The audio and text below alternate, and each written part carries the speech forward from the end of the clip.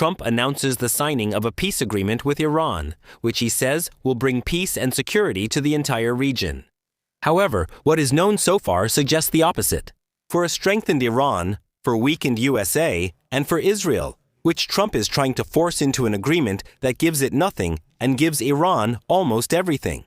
In this video, we want to take a look at what is known so far, and above all, what the strategic implications for all parties involved will be if this is signed.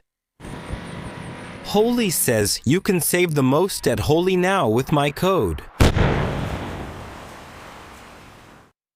The whole thing began with attacks by Israel. Or just before that, there were still Israeli attacks on Beirut, which were carried out because Hezbollah drones had attacked Israel again.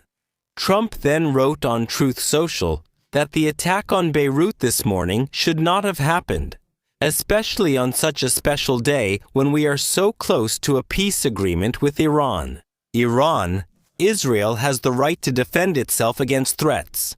But the attack it responded to was very minor and insignificant. No one was injured or killed, and it should not disrupt this important process. So Trump is saying that Israel should not have responded to an attack on itself. Israel had previously explicitly announced retaliation in such a case, meaning if there was another attack on Israel, especially if Israeli territory was attacked by Hezbollah. Iran then announced retaliation. So probably another rocket attack, but that didn't happen. The explanation given here, for example by the opposition media, is that Trump gave Iran something in return for not attacking Israel again. It was then announced that a Memorandum of Understanding had been negotiated, which is a statement signed by both sides confirming that they have basically agreed on something. By itself, it is not a peace agreement, but rather a negotiation. A preliminary statement that they have now basically reached an agreement. Trump announced or wrote on Truth Social, the agreement with the Islamic Republic of Iran is now in the bag. Congratulations to everyone. With this, I authorize the complete opening of the Strait of Hormuz, and at the same time, order the immediate lifting of the naval blockade by the U.S. Navy. Ships of the world, start your engines. Let the oil flow. Just to be clear, he emphasizes that he is opening the Strait of Hormuz. 58 minutes later, he wrote that the agreement would not be signed until Friday. Then the strait will be opened to clear mines, which will get the oil flowing again. This big deal he is announcing will bring peace and security to the region. The first problem, however, is that there is no big deal at all yet. J.D. Vance, for example, said on CNBC that a process is just beginning now, in which the U.S. will use sanctions to put pressure on Iran to keep its nuclear program purely civilian. The journalist summarizes the longer monologue by J.D. Vance, which I won't quote here because it's too long. Okay, sir, let me just make sure I understood this correctly. So, this is a 60-day period during which you have to discuss and debate the questions surrounding the nuclear program. But for now, you say that you will reopen the strait. The United States declares that it will lift its blockade at the same time, so there will be free passage, and no one will have to pay anything to pass through this strait. The Iranians have, I believe, indicated that this only applies for the next 60 days. Meanwhile, Iran has confirmed the memorandum and said that this will then begin a second phase lasting 60 days.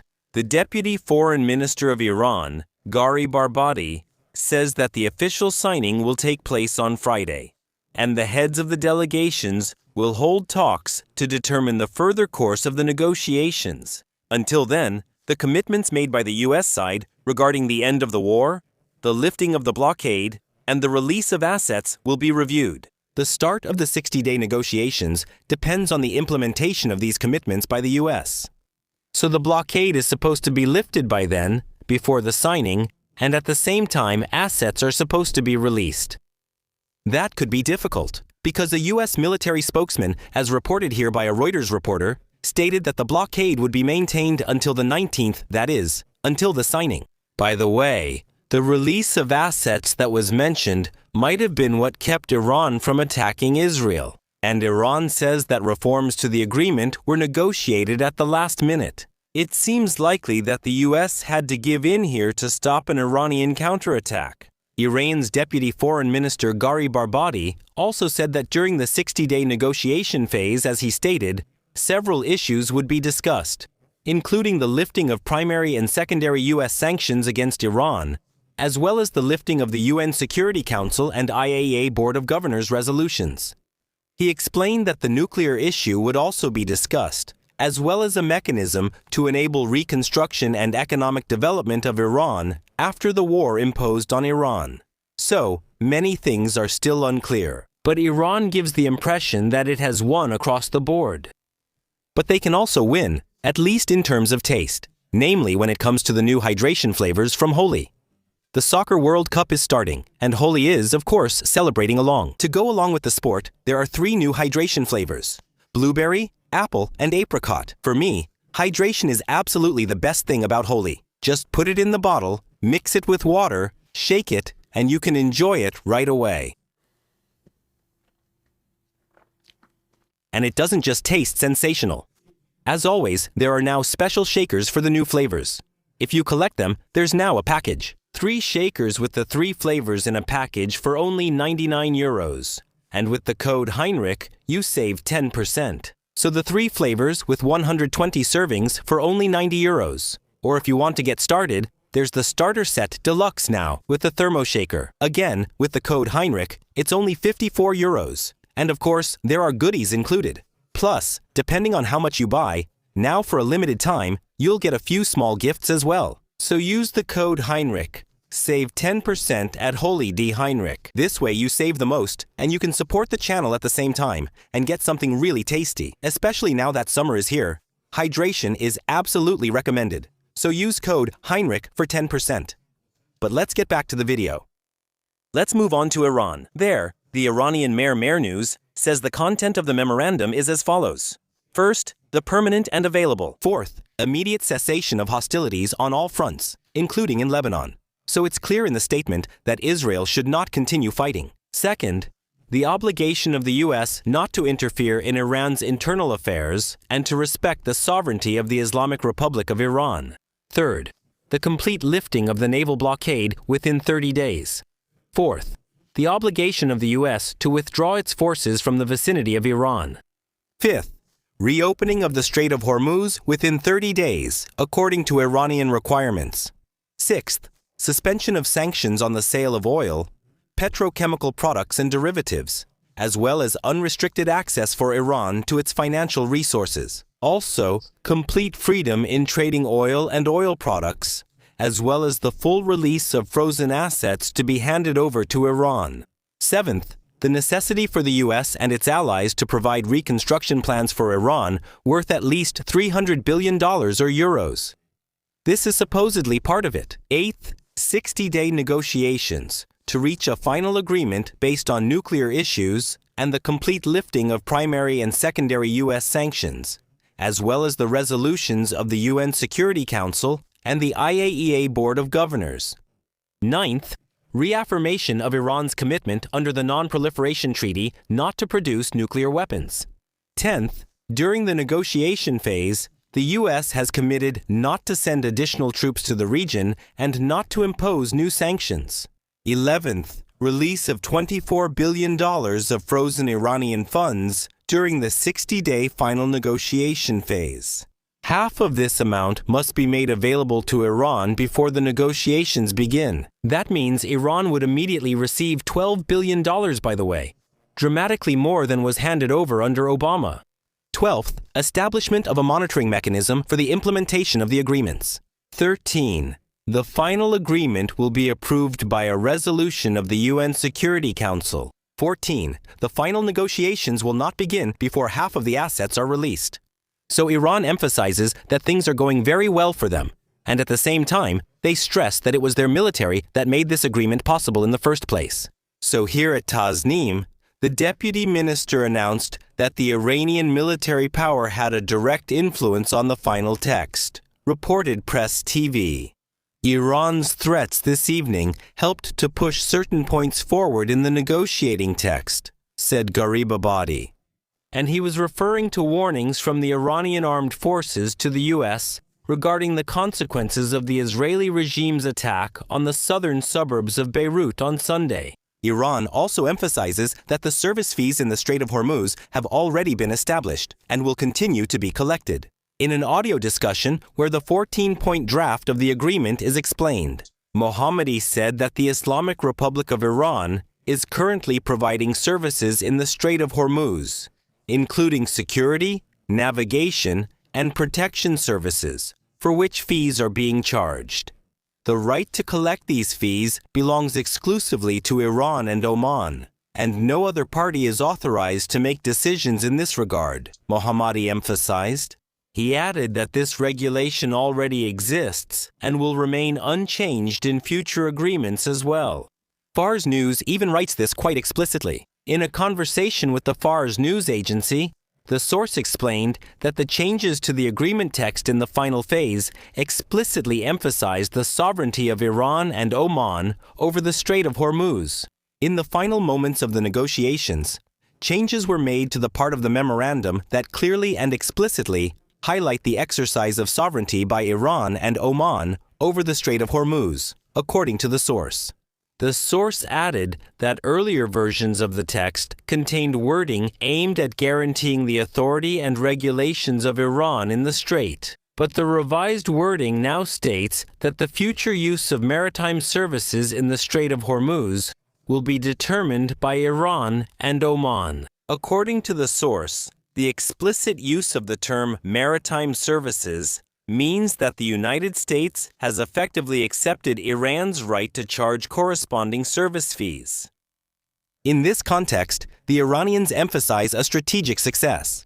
Until now, the Americans have never accepted such a regulation.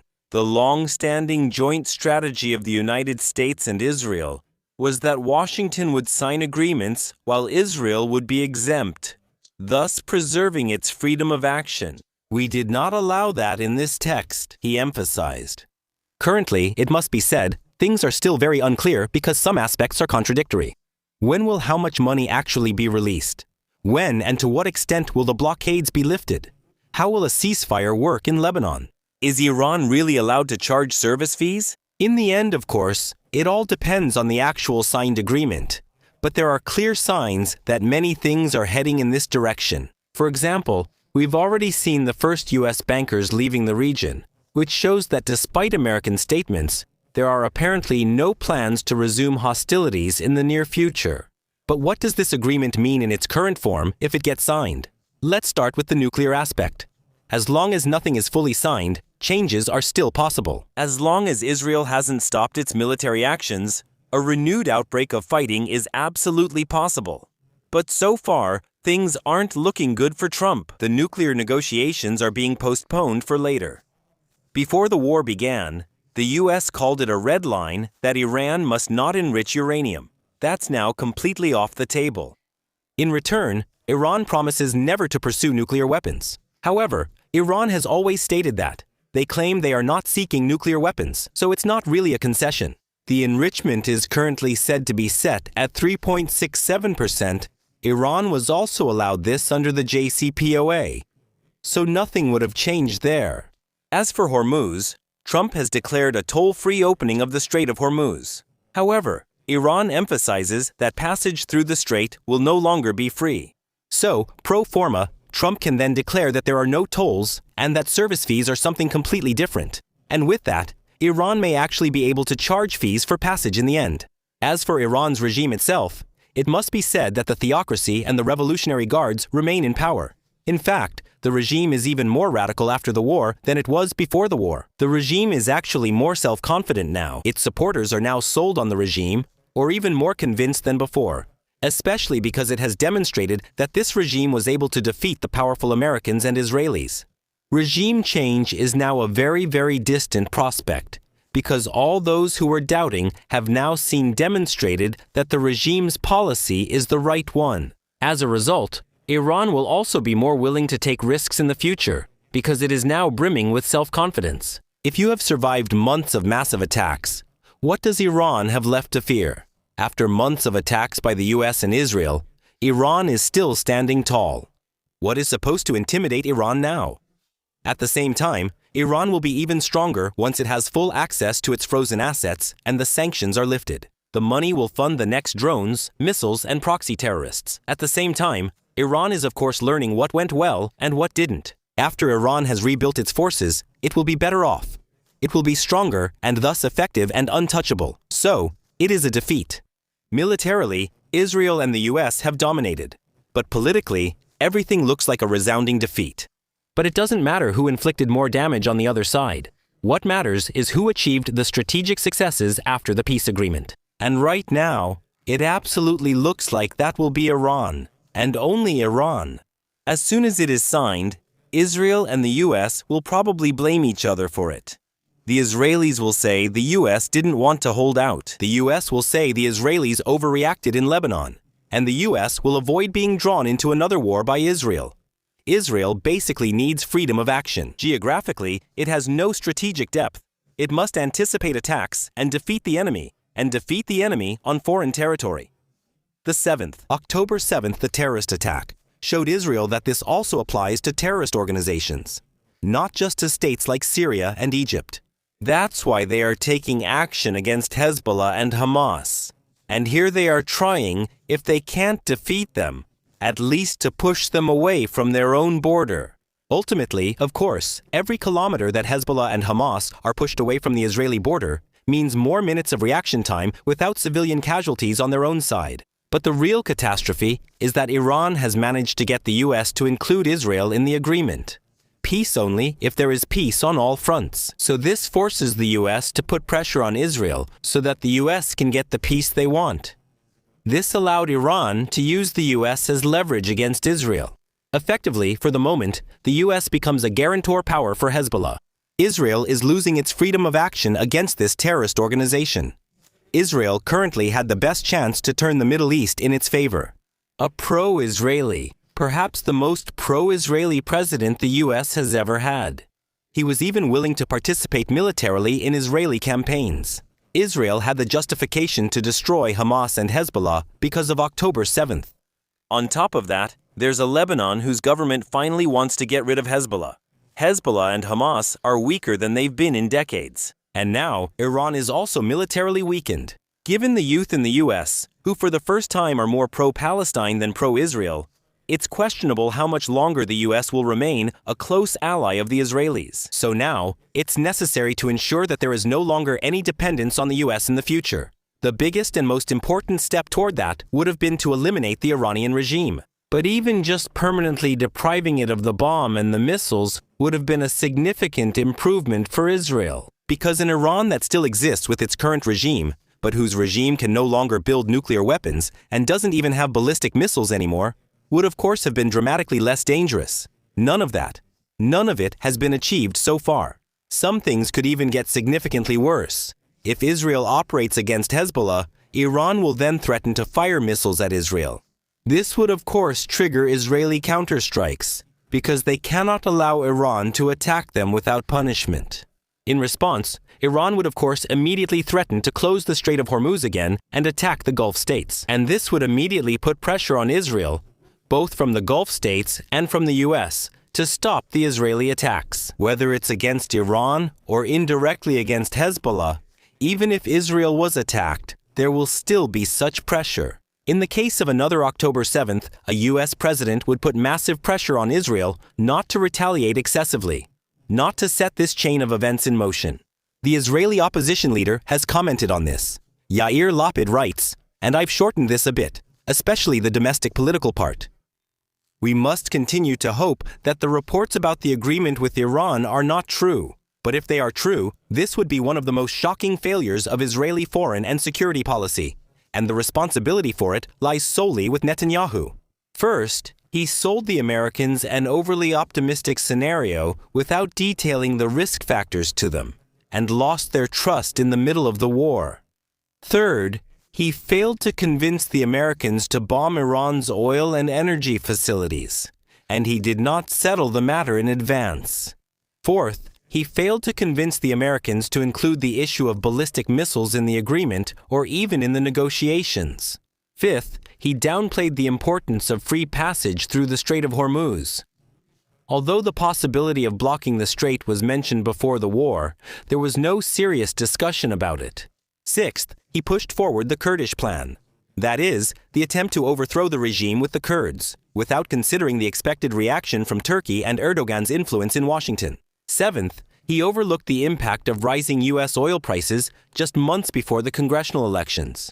Eighth, he did not take into account the consequences of lifting the sanctions and injecting tens of billions of dollars into the Iranian economy under the supervision of the Revolutionary Guards. Ninth, he did not consider the possibility of bomb attacks on the energy facilities of the Gulf states, and failed to use the relationships with the Gulf states to involve them in joint combat operations. 10th, he failed to mobilize global public opinion for a renewed war between democracies and a fundamentalist dictatorship.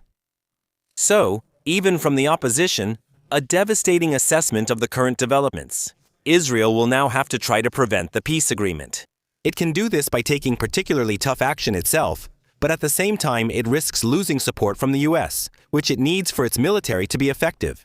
Elections are coming up in Israel in a few months, and Netanyahu can only win those if he appears strong, which he could try to achieve by taking tough military measures again. But right now, it's still unclear how that is supposed to succeed, and above all, how the Israelis want to resist the American pressure, because Trump wants to end this war. And for that, the Israelis have to stop fighting. At least for the moment, it seems they have actually attacked again. There was a drone strike in the south of Lebanon. So that was the first military action by the Israelis after the announcement of this agreement. But in our assessment, we have to say that Iran has won politically. Economically and militarily, of course, it is still weakened. However, with the hope of restoring everything, the US has almost completely failed to achieve its goals, except for the highly enriched uranium. There may still be something to come on that front. There is discussion about Iran diluting this. Then at least it would no longer be present. Otherwise, all goals have been missed, and in addition, large amounts of rare ammunition have been used up. It's also a defeat because the goals were set so high. Regime change was repeatedly hinted at. Trump has repeatedly called on the Iranians to stand up and overthrow the government. But there was no real plan. Israel has the plan to trigger an uprising with the Kurds. But that ignored the fact that Erdogan would never accept a Kurdish state, and Trump, after receiving a call from Erdogan, immediately stopped this plan. If an agreement is reached, Iran will probably no longer have oil and weapons sanctions. So, it can get money from oil, and from that money, use the money from oil, and then has the opportunity to buy weapons with it. It might even be possible to collect a service fee for the Strait of Hormuz, which will bring in additional money. Its missiles and drones have proven their worth. In a few years, Iran could have many times more of them. All while Iran has now demonstrably shown it can control the Strait of Hormuz. He can close it again at any time, or even just threaten to do so. If he claims that mines have been laid, insurers will no longer allow passage, and commercial shipping will be stopped immediately, even if Iran only declares that they have laid mines. That might be justifiable if Iran were no longer a threat afterward. But in fact, it will become more confident and at the same time more radical. The next war is probably only a matter of time, with Iran then being dramatically stronger. US credibility has been permanently damaged, and to such an extent that even successors will have trouble making up for it. It is the greatest foreign policy defeat of the Trump administration, and a truly massive one. Winston Churchill said to Neville Chamberlain in 1938, "You were given the choice between war and dishonor. You chose dishonor and you will have war." They were given the choice between war and dishonor. They chose dishonor and they will have war. Thank you for your attention.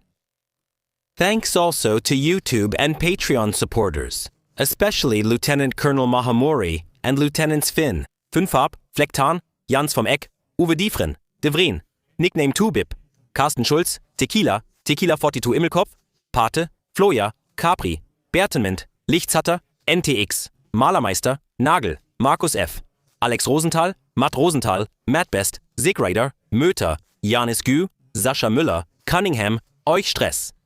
Thank you very much. Without you, this would not be possible.